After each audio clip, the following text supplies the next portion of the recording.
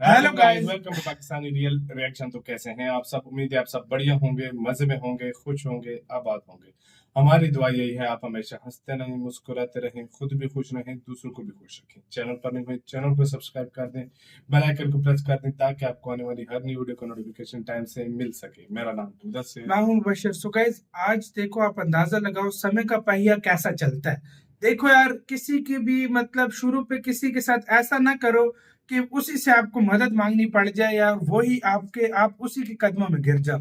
ऐसा कभी ना करो, गरूर कभी ना करो। वाकई में टर्की का आपको याद होगा, कुछ महीनों पहले की बात है जब भारत पूरी दुनिया को गेहूं सप्लाई कर रहा था, तो टर्की ने बोला था इसके अंदर कोई वायरस है और ठुकरा दिया था भारत का। उधर मंगवा कर गेहूं उधर गलत बोलकर ठुकरा दिया था ताकि भारत के गेहूं की इमेज गिर जाए।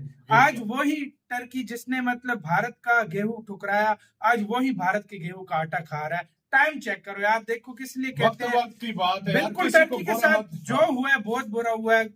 कभी भी मैं कहता हूँ हम भी किसी से कहते बुरा हैं ना बहुत बुरा हो, हुआ है, लेकिन वाकई ये में। चीज गवर्नमेंट को सोचनी चाहिए टर्की की कि हमने क्या किया था। किया था आज भारत का गेहूं वही खा रहे हैं, उसी पे वीडियो है, देखते हैं पहले वीडियो, बाकी बातें हम करेंगे बाद में। एनएमएफ न्यूज का वीडियो, इनकी वीडियो का लिंक मिल जाएगा डिस्क्रिप्शन में।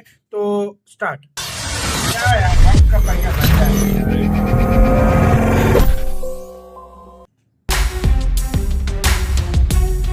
भारत का अपने कर्मों से भारत अगले को भाई झुकाता है। वाकई। हाँ? भारत कुछ ऐसा कर देता है ना।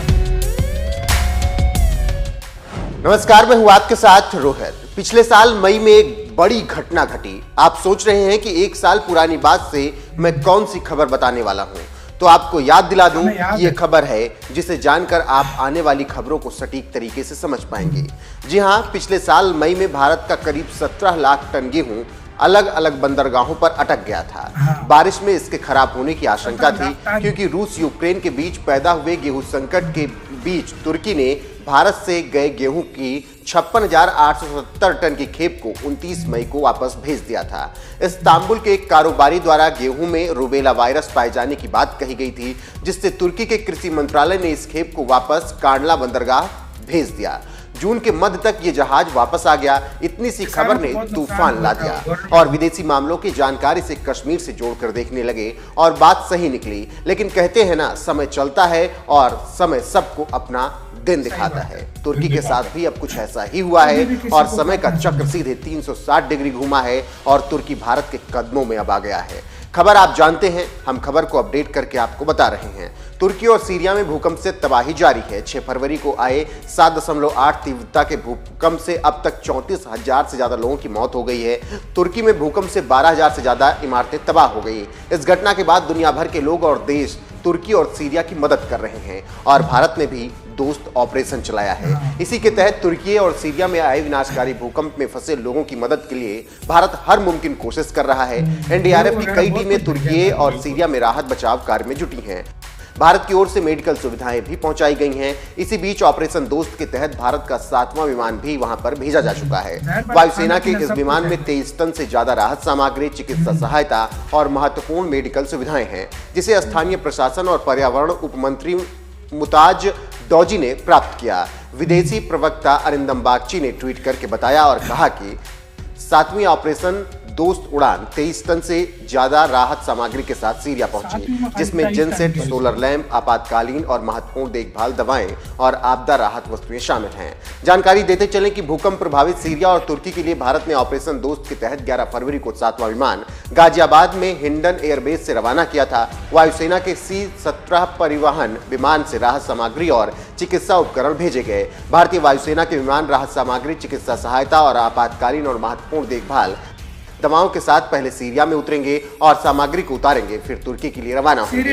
इससे आप समझ सकते हैं कि भारत कैसे तुर्की की मदद कर रहा है और इसी को देखते हुए तुर्की ने भारत का धन्यवाद दिया है और तुर्की के राष्ट्रपति रेजब तैयब एर्दोगान ने भावुक अंदाज में अपनी बात रखी है। और इसी बात को अब लोग कह रहे हैं कि कैसे पाकिस्तान के साथ मिलकर तुर्की ने कश्मीर को लेकर दुनिया में फोरम में जलील करने की भारत को कोशिश की थी, लेकिन भारत वहां हिला तक नहीं था और अपनी बात पर अड़ा रहा। और आज वही पाकिस्तान भूखा नंगा घूम रहा है और अपने लिए कर्ज मांग रहा है, लेकिन मिल नहीं रहा उसे, और तुर्की की मदद की बात कर रहा है। इसी को लेकर आज सब फंस रहे हैं। लेकिन भारत की परंपरा हमेशा से वसुधैव कुटुंबकम की रही है और दुश्मन से घायल होने के बाद भी भारत ने जो तुर्की की मदद की है, और आज भारतीय सेना तुर्की वालों का दिल जीत रही है, और ऐसे ऐसे फोटो वायरल हो रहे हैं कि पूछना नहीं, और लोग कह रहे हैं कि एर्दोगान की अक्ल अब जाकर ठिकाने आई है। खैर, देर आए हैं दुरुस्त आए हैं, अब भी एर्दोगान को अक्ल आई है तो अच्छी बात है। लेकिन जिस तरीके से भारत ने तुर्की को गेहूं भेजा, इसके अलावा तमाम राहत सामग्री भेजी, उस तुर्की को जिसने पिछले साल भारत का गेहूं वापस कर दिया था, और आज उसी के गेहूं पर अब वो जिंदा रहेगा। फिलहाल इसको लेकर आपका क्या कुछ कहना है, अपनी राय कमेंट कर हमें जरूर बताएं। वाह यार भाई, अपने काम से भारत ने ऐसा कर दिया कि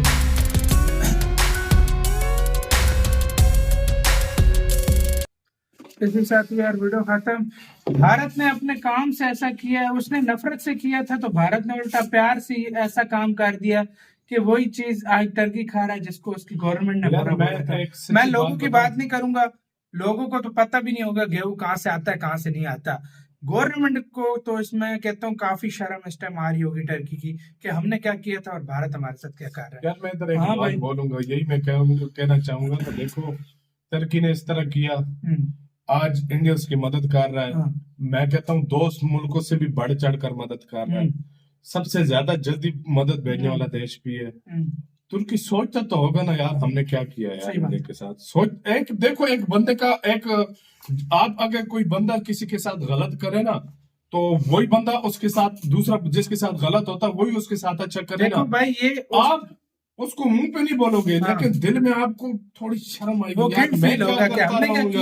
और भारत हमारे साथ क्या ये बात है कि नहीं। और मजे की बात आपको बताऊं, भारत की उस टाइम गेहूं को उसने जानबूझ के पहले ऑर्डर दिया था और फिर उसने खुद बोला था कि भारत की जो ये 2 नंबर होती है गेहूं, भारत पूरी दुनिया हालांकि गेहूं ले रही थी भारत से, उनको कोई आपत्ति नहीं थी, लेकिन टर्की उठ के आया, उसने बोला इसके अंदर ये वायरस है, जो भी वायरस है, हम ये नहीं लेते।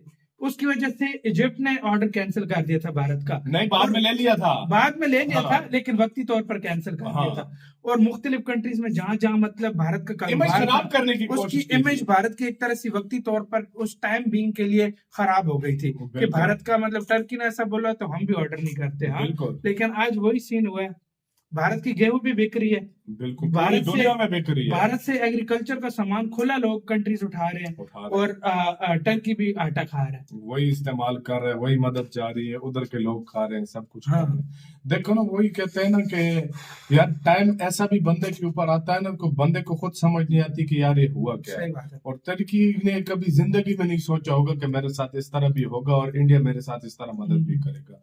जिंदगी में भी टर्की ने नहीं सोचा होगा कि यार इस तरह होगा। सही बात है। और आज उसको पता चल गया होगा कि हमारा असल दुश्मन कौन है और दोस्त कौन है। सही बोल रहे हैं भाई आप, इसलिए कहते हैं किसी को कम ना समझो। आपका क्या इसके बारे में क्या कहना है, अपनी राय कमेंट सेक्शन में दें। इधर वीडियो खत्म करते हैं, अपना बहुत ज्यादा ख्याल रखना। तो यार